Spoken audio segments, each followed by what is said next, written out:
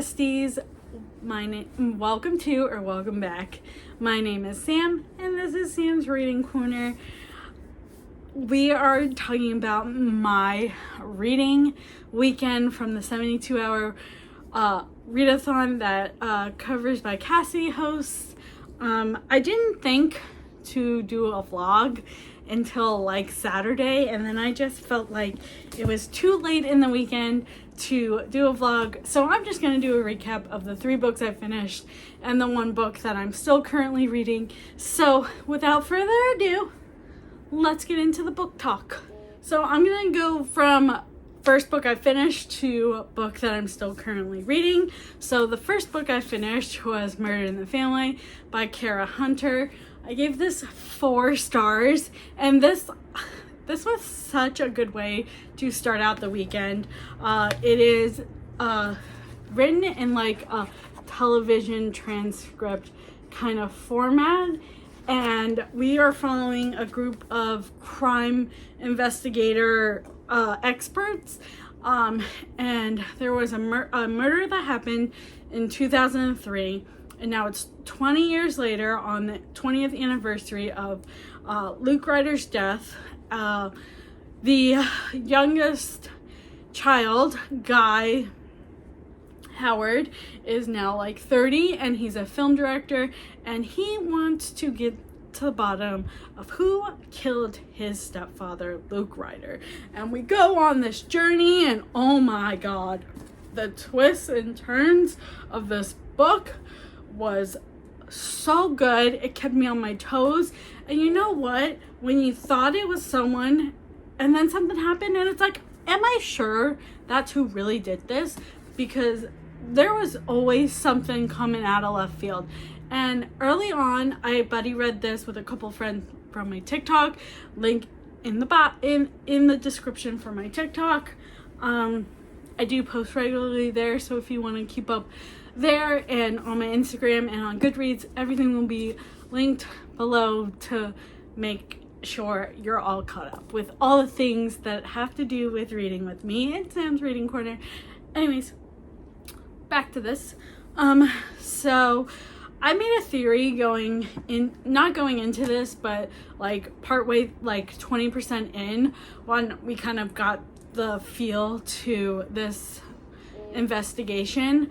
And my theory was that the person who murdered Luke Ryder 20 years ago would have been the least likely to do it. And my theory was right. But the journey to get to my theory being right was magnificent. 4 stars.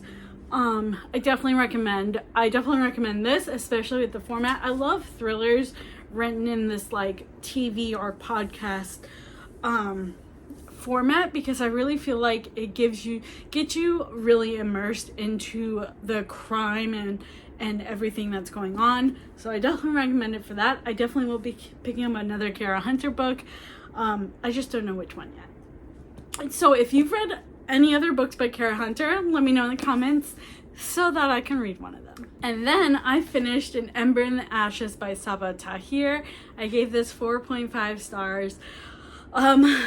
Wyverns and Words, which is the book club hosted by Cassandra and Katie, are doing the whole series until April. So I was catching up. This was January's read.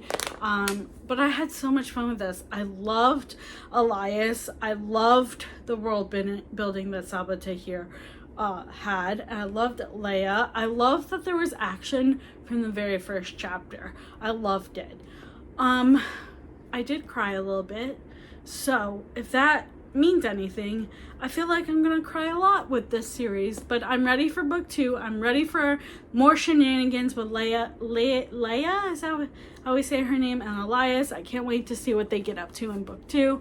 I am hopefully reading book 2 by the end of February, so be on the lookout for my February wrap-up to see if I finished book 2. And then I got into my hockey romance era with The Deal by Elle Kennedy. I was really skeptical about this at first, just because it was written in like 2015, 2015, I think. Yep, 2015. So I was worried if it was going to hold up or not, but it did. I really enjoyed Hannah and Graham's relationship. I thought they were so cute together. I wouldn't call them enemies, but I wouldn't call them friends.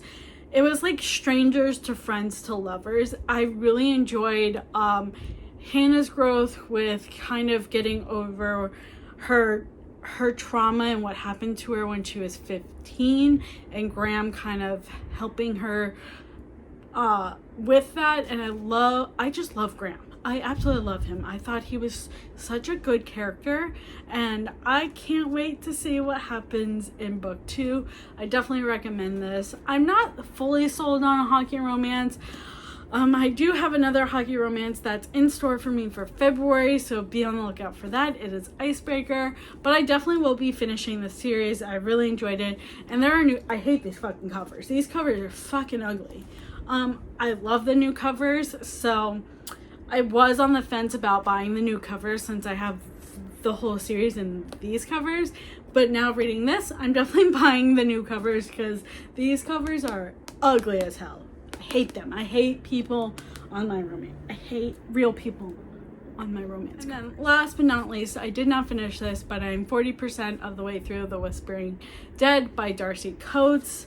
I'm really enjoying this. This kind of reads YA though. I don't know if it's 100% YA. I'm not really sure how old Kira is, but it's giving me YA, like she might be like 17, 18. But we follow Kira. She wakes up in the forest, doesn't know what she's running from, doesn't know who she is. She kind of has amnesia. She finds this town called Blighty. It's like a rural town in the middle of nowhere. She falls into the cemetery. The pastor kind of brings her in, and there might be a cat companion. I love cats, so I'm really hoping there's a cat companion.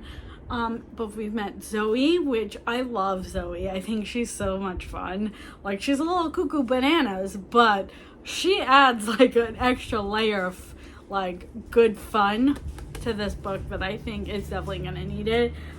So I'm almost finished, so be on the lookout for the end of February for my wrap up where I talk more about this book. That pretty much sums up my reading weekend with the 72-hour readathon that is hosted by Cassidy over on Cassidy, Covers by Cassidy, and Lexi hosted as well as Mel. I'll tag everyone below that was involved in the readathon, and I just want to say a special thank you to everyone that hosted the readathon. I had so much fun reading as much as I could with everyone. I cannot wait for another 72-hour readathon, and I'm also involved in the Ramathon that is happening in March. Be on the lookout for my March TBR because a lot's going on that month, but I will catch you guys next month at the end of February to see what I read. Happy reading!